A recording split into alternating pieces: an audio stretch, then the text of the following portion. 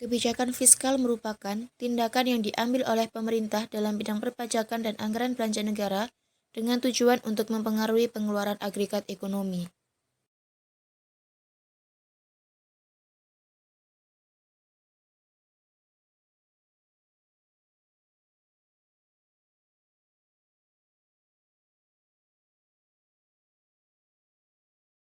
Pertumbuhan ekonomi, mencegah pengangguran, dan stabilitas harga.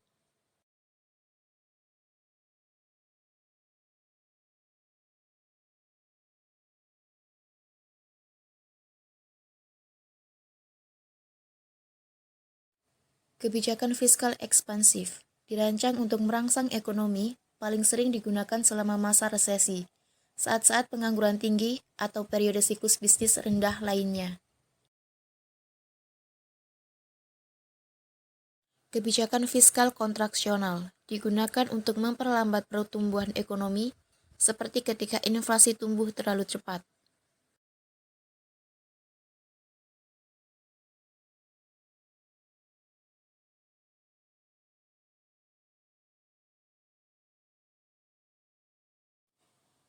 Kebijakan perpajakan. Pajak merupakan salah satu sumber pendapatan pemerintah yang terbesar, baik dari pajak langsung maupun pajak tidak langsung. Penetapan kebijakan ini bertujuan menjaga pajak progresif melalui keputusan pemberlakuan pajak. Kebijakan pengeluaran. Pengeluaran yang dilakukan pemerintah biasanya dilakukan pada sektor-sektor pembangunan seperti pembangunan infrastruktur, pendidikan, kesehatan, termasuk pembayaran hutang dan suku bunganya, yang tentu saja pengeluaran dan belanja modal ini haruslah disiasati dengan sebuah kebijakan yang benar, karena hal tersebut bergantung pada pendapatan dan belanja modal negara. Kebijakan investasi dan diinvestasikan. Investasi domestik dan investasi asing sangat diperlukan guna mempertahankan agar pertumbuhan ekonomi dapat berjalan stabil. Dengan meningkatnya arus modal yang masuk dari luar, menjadikan ekonomi domestik dan ekonomi global dapat terintegrasi dengan baik. Pengelolaan utang atau surplus. Dalam hal pengelolaan defisit yang terjadi akibat pembelanjaan yang lebih ketimbang pemasukan yang didapat oleh negara, maka pemerintah harus dapat meminjam dari domestik dan asing, atau dapat pula mencetak uang guna mengatasi defisit tersebut. Namun, jika sebaliknya, maka surpluslah yang terjadi di mana penerimaan pemerintah lebih dari yang dibelanjakan.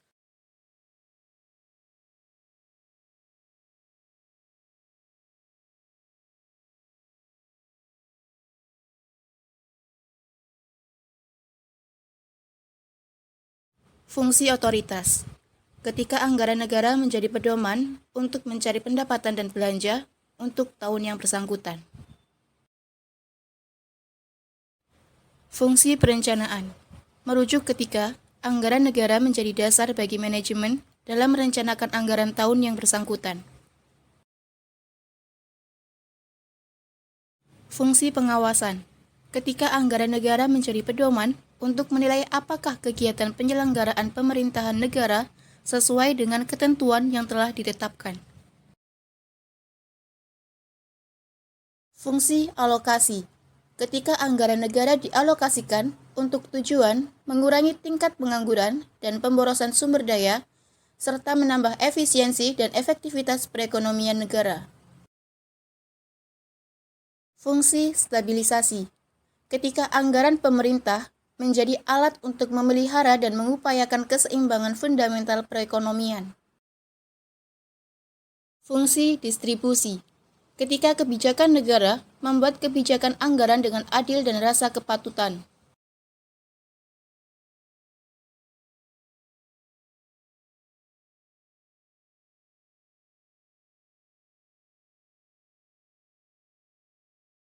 Kebijakan moneter merupakan upaya Bank Sentral atau Bank Indonesia dalam menjaga stabilitas keuangan dengan berbagai instrumennya.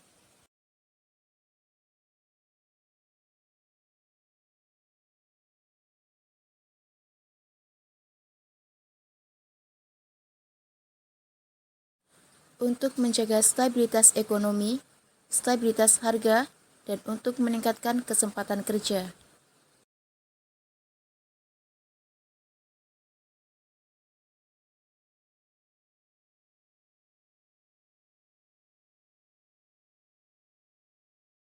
Kebijakan operasi pasar terbuka merupakan salah satu kebijakan yang diambil Bank Sentral untuk mengurangi atau menambah jumlah uang yang beredar. Kebijakan diskonto dilakukan dengan pemerintah mengurangi atau menambah jumlah uang beredar dengan cara mengubah diskonto bank umum. Kebijakan giro wajib umum. Penetapan giro wajib minimum dapat mengubah jumlah uang beredar. Kebijakan kredit selektif. Kebijakan ini bertujuan untuk mengurangi jumlah uang beredar dengan cara menentukan syarat-syarat pengajuan kredit yang ketat, yaitu dengan lebih memperhatikan SC.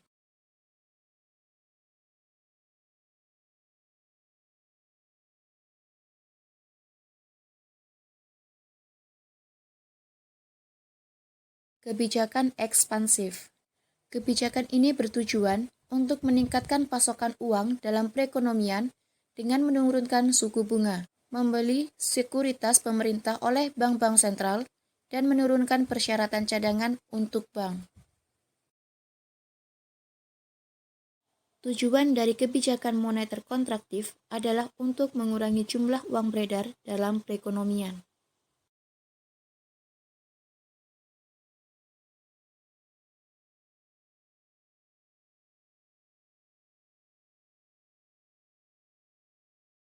Kebijakan pemerintah dalam mengurangi ketidakstabilan ekonomi pada mulanya hanya menggunakan kebijakan moneter.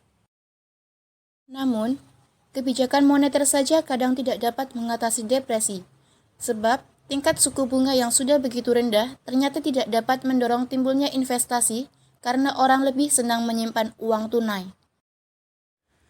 Dengan adanya kelemahan kebijakan moneter tersebut, maka kebijakan fiskal sangat berperan. Namun, kebijakan fiskal tidak dapat dijalankan secara serta-merta, karena harus dilakukan melalui serangkaian birokrasi. Dan pada umumnya, kebijakan moneter lebih dapat diterima masyarakat daripada kebijakan fiskal.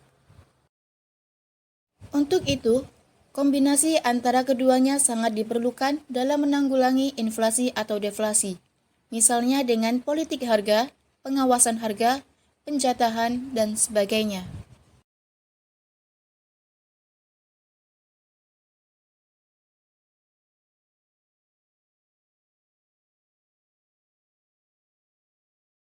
Perdagangan internasional adalah perdagangan yang dilakukan oleh penduduk suatu negara dengan penduduk negara lain atas dasar kesepakatan bersama.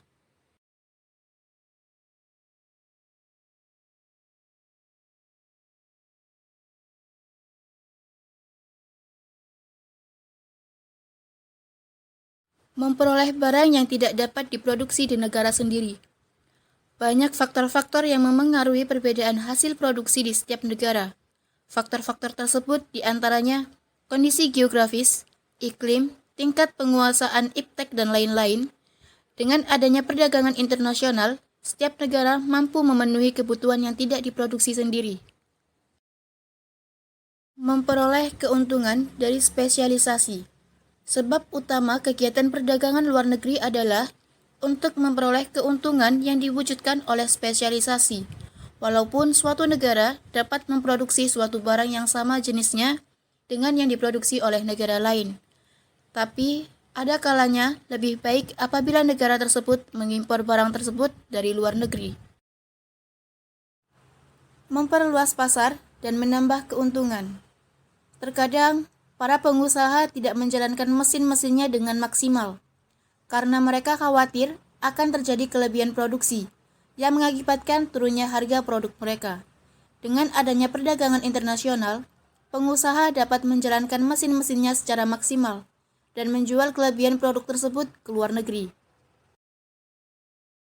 Transfer teknologi modern. Perdagangan luar negeri memungkinkan suatu negara untuk mempelajari teknik produksi yang lebih efisien dan cara-cara manajemen yang lebih modern.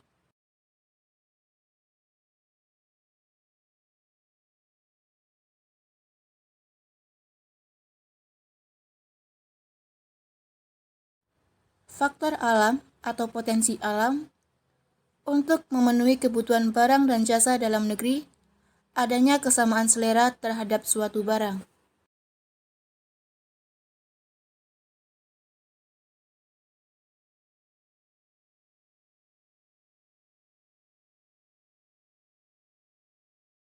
Perdagangan bilateral, yaitu perdagangan yang dilakukan antar dua negara.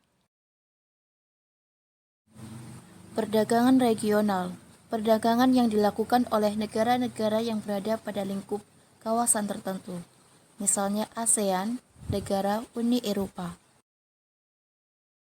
Perdagangan multilateral, yaitu perdagangan antar negara tanpa dibatasi kawasan tertentu.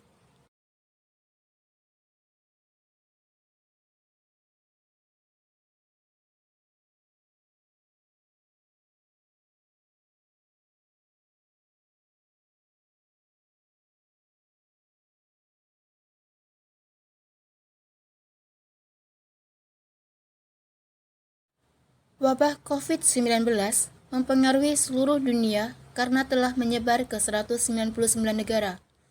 Setiap negara yang terjangkit COVID-19 mengambil tindakan yang cepat untuk menangani COVID-19 dan mengurangi dampak sosial ekonomi. Menurut data Worldometer, per tanggal 30 Maret jam 11.00 waktu Indonesia Barat, jumlah kasus COVID-19 di seluruh dunia mencapai 722.196 orang. Jumlah pasien meninggal 33.976 orang. Sembuh 151.766 orang dan telah menyebar di 199 negara. Sementara itu, negara terbanyak terinfeksi adalah Amerika Serikat disusul Italia, China, Spanyol, Jerman, dan Prancis. Indonesia sendiri berada di urutan ke-37 dengan jumlah terjangkit 1.285 orang, sembuh 64 orang, dan meninggal dunia 114 orang. Sementara itu, jumlah provinsi yang telah terjangkit lebih 20 provinsi, di mana DKI Jakarta berada di urutan pertama, diikuti Jawa Barat dan Banten. Salah satu cara memutus mata rantai COVID-19 adalah dengan social distancing, bertujuan mencegah orang sakit melakukan kontak dalam jarak tertentu dengan orang sehat untuk mengurangi penularan. Menurut Center for Disease Control and Prevention (AS), social distancing adalah menjauhi perkumpulan, menghindari pertemuan massal, dan menjaga jarak antar manusia sekitar 2 meter, termasuk bekerja dari rumah, menutup sekolah atau kampus dengan melakukan homeschooling atau belajar online, beribadat di rumah. Social distancing ini mempengaruhi kehidupan sosial masyarakat Indonesia yang terkenal guyup, suka bersalaman dan terbiasa berkumpul, seperti pesta perkawinan, upacara adat, atau sekedar kongko-kongko.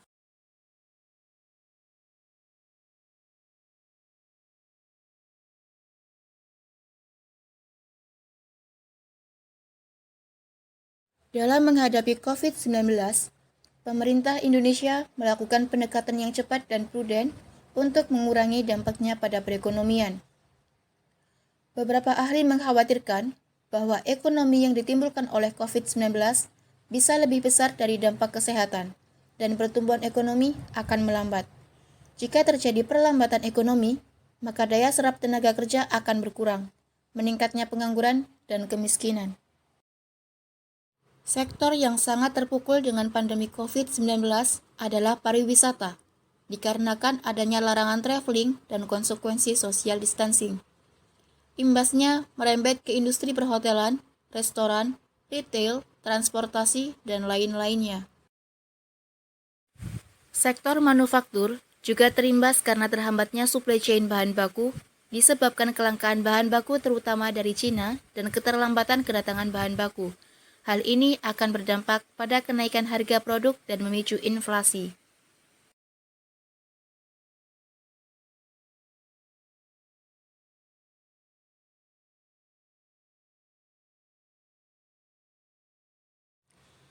Pemerintah Indonesia mengambil kebijakan yang komprehensif di bidang fiskal dan moneter untuk menghadapi COVID-19.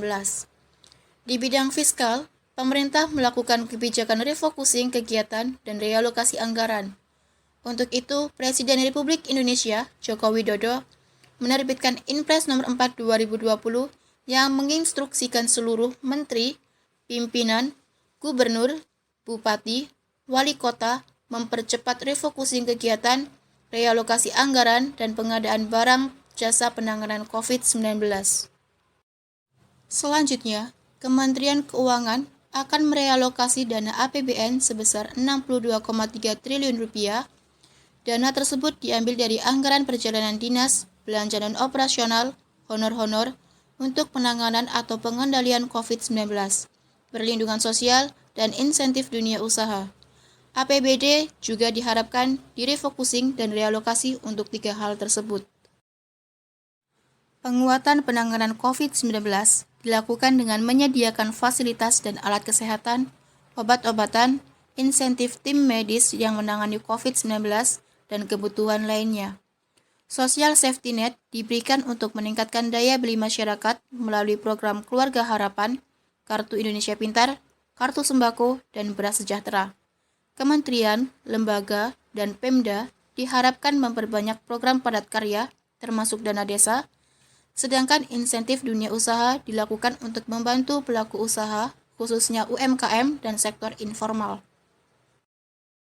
Kemenkeu juga menerbitkan PMK 23 2020 yang memberikan stimulus pajak untuk karyawan dan dunia usaha, yaitu pajak penghasilan karyawan ditanggung pemerintah, pembebasan pajak penghasilan impor, pengurangan angsuran PPh pasal 25.